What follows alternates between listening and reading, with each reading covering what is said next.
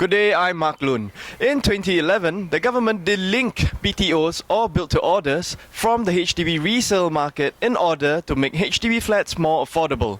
Has the government been successful? If you're a HDB owner or buyer or just interested in Singapore property, you'll want to know. Stay tuned to XTV. On today's HDB report, we visit Punggol's Northshore to check out the BTO sale of new smart homes.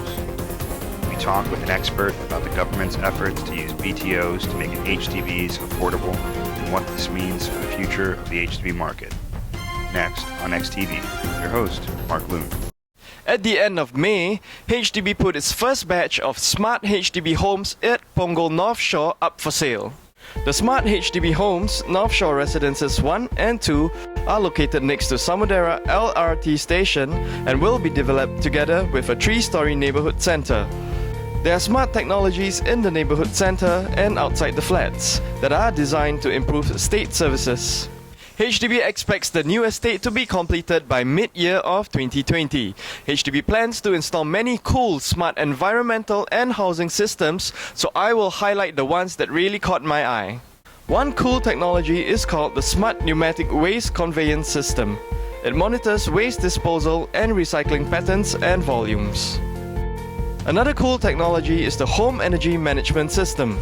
This system allows residents to monitor their energy consumption patterns and home appliances with the goal of reducing energy usage and saving money on utilities. Northshore Residences 1 and 2 will consist of 1,402 units. For more information, we have posted HDB's media release on srx.com.sg/research. The headline from HDB is that prices of the smart homes in the Northshore estate start from $28,000 with housing grants. Now, how does that pricing compare with HDB resale flats in the same area? Most of the HDB resale transactions in Punggol are HDB 4-room and 5-room flats. There are no HDB 2 and 3-room flat transactions, while HDB executive transactions are only a very handful.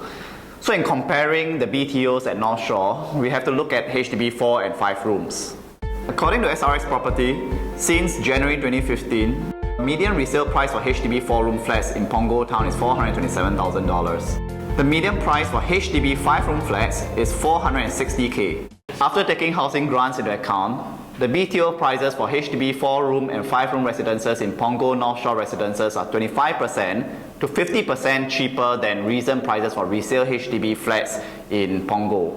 So if you do qualify for these subsidies and you're willing to wait till 2020, then this represents a good deal. Absolutely. BTO flats are less expensive, but you do have to wait. According to SRX's Properties Flash report last week, HDB prices in May were relatively flat compared with April. However, prices are down 11% from the peak of April 2013, so the government's efforts, including the decoupling of BTO prices from the market, is working.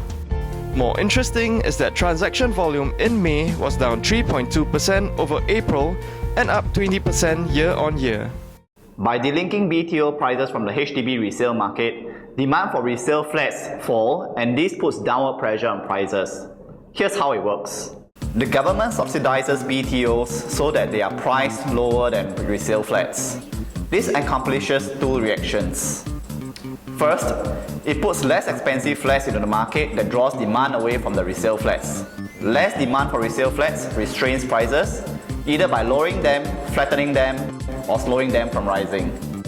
Second, before BTO owners can collect their keys, they must sell their old flats.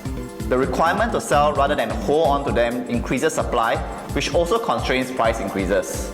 So now that government has been successful in making HDB flats more affordable, what does the future hold for the capital appreciation of HDB homes?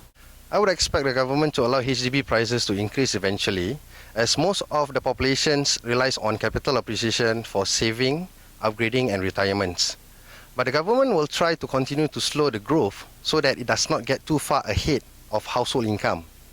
With that said, there are always individual opportunities for HDB owners to sell at the right price because government measures impacts different towns, blocks and units in many different ways. That's my job, to match a willing buyer with a willing seller at the right price for the right home. And that's all we have for you today. Thank you for watching this episode of XTV. Join us next week when our private property report asks, penthouse or good class bungalow? I'm Mark Lun. Have a good day.